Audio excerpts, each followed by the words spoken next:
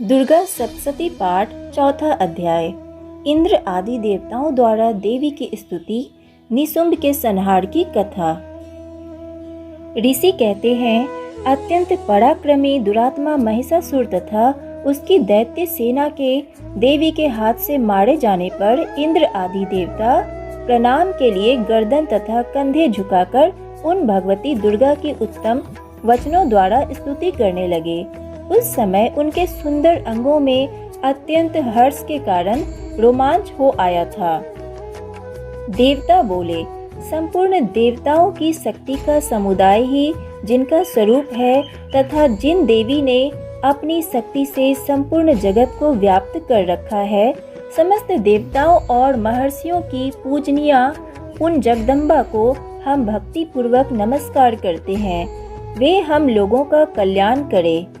जिनके अनुपम प्रभाव और बल का वर्णन करने में भगवान शेषनाग, ब्रह्मा जी तथा महादेव भी समर्थ नहीं है, वे भगवती चंडिका संपूर्ण जगत का पालन एवं अशुभ भय का नाश करने का विचार करे। जो पुण्यात्माओं के घर में स्वयं ही लक्ष्मी रूप से, पापियों के यहाँ दरिद्रता रूप से, शुद्ध अंतःकरण वाले पुरुषों के हृदय में बुद्धि रूप से, सत्पुरुषों में श्रद्धा रूप से तथा कुलीन मनुष्य में लज्जा रूप से निवास करती है, उन भगवती दुर्गा को हम नमस्कार करते हैं। देवी, आप संपूर्ण विश्व का पालन कीजिए।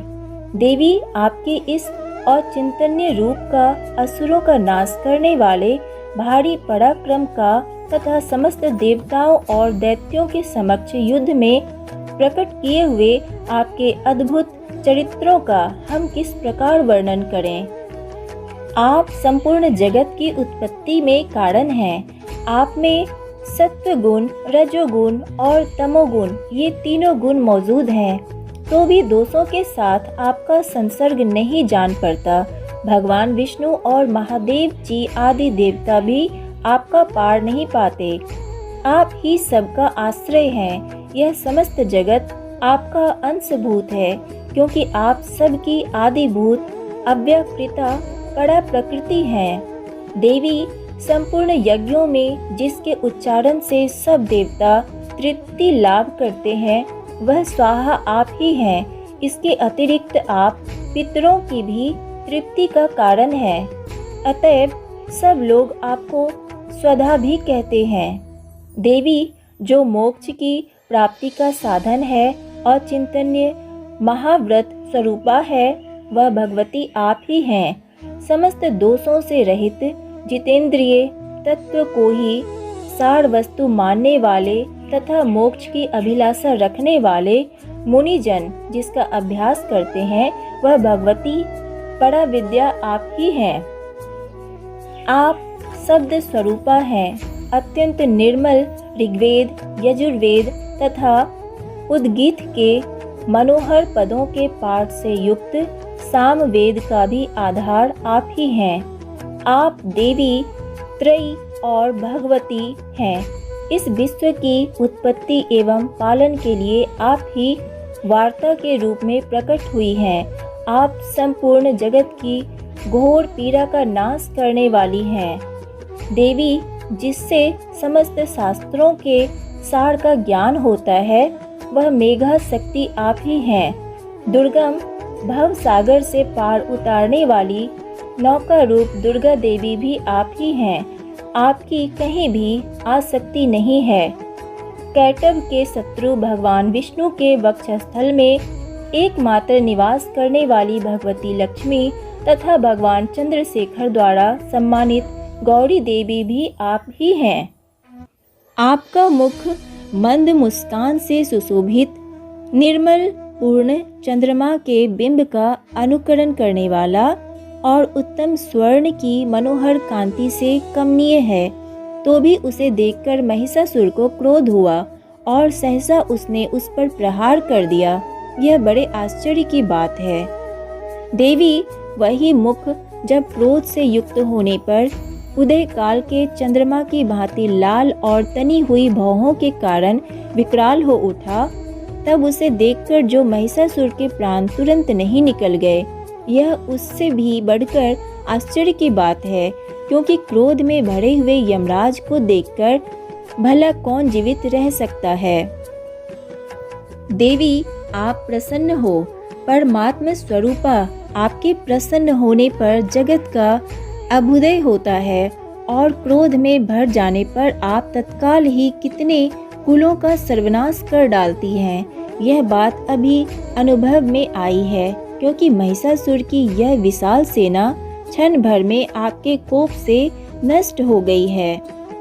सदा अभ्युदय प्रदान करने वाली आप जिन पर प्रसन्न रहती हैं, वे ही देश में सम्मानित हैं।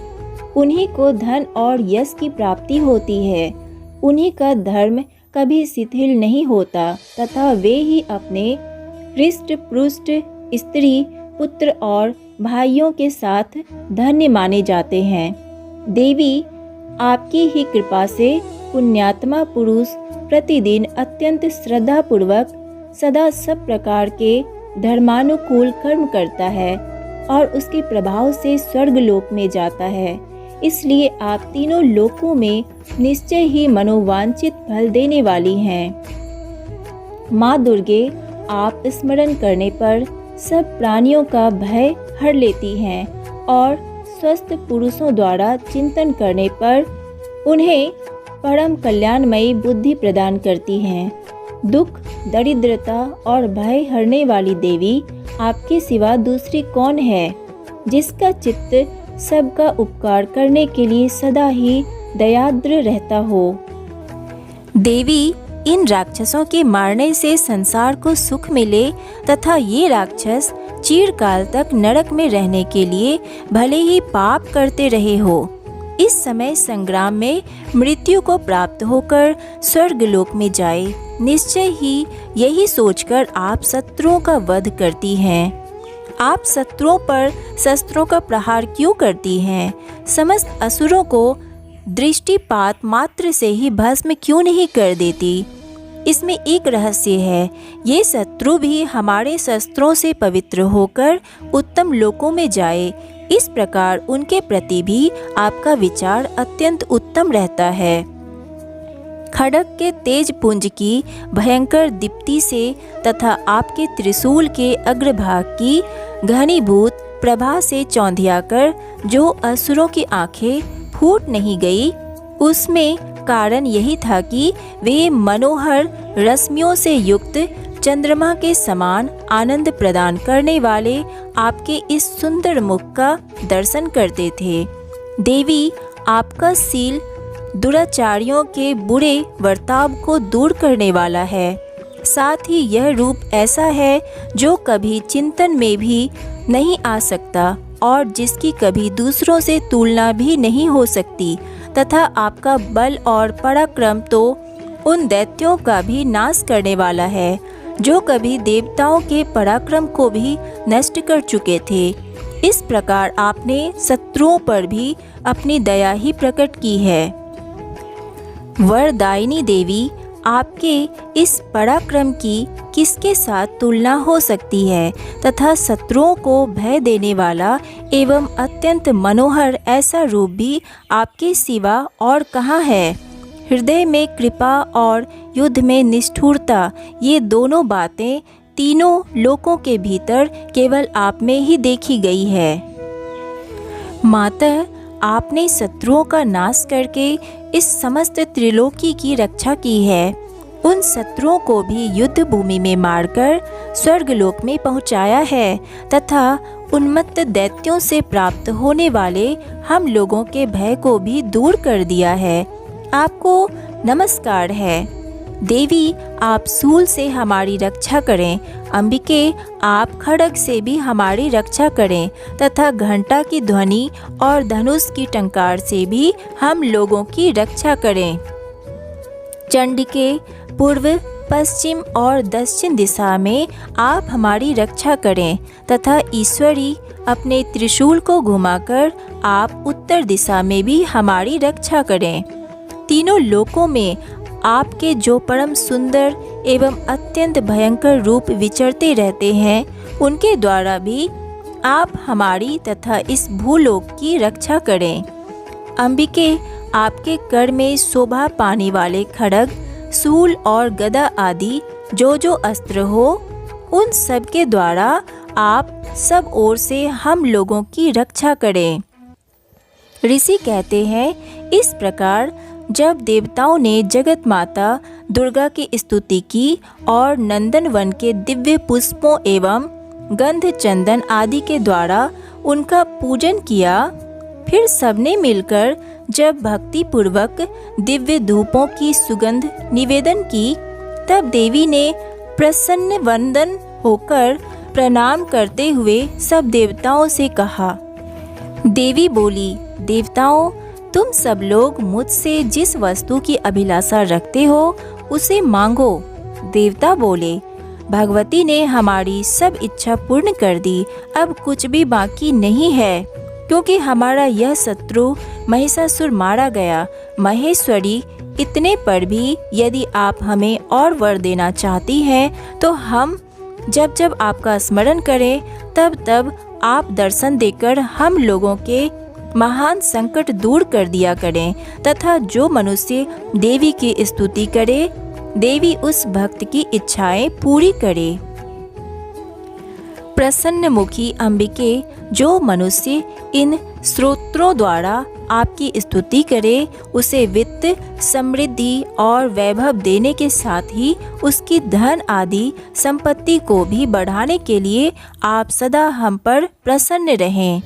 ऋषि कहते हैं, राजन, देवताओं ने जब अपने तथा जगत के कल्याण के लिए भद्रकाली देवी को इस प्रकार प्रसन्न किया, तब वे तथास्तु कहकर वहीं अंतर्ध्यान हो गई। जगत की रक्षा करने वाली देवी की कथा। भूपाल, इस प्रकार पूर्व काल में तीनों लोकों का हित चाहने वाली देवी जिस प्रकार देवताओं के शरीरों से प्रकट हुई थी, वह सब कथा मैंने कह सुनाई। अब पुनः देवताओं का उपकार करने वाली वे देवी दुष्ट दैत्यों तथा शुंभ निशुंभ का वध करने एवं देवी ने कैसे महादैत्यों का वध किया, उसका प्रसंग, सब लोकों की रक्षा करने के लिए गौरी देवी के शरीर से जिस प्रकार प्रकट हुई थी, वह सब प्रसंग मेरे मुँह से सुनो, मैं उसका तुमसे यथावत वर्णन करता हूँ। देवी महात्म्य का चौथा अध्याय यहाँ पर समाप्त होता है।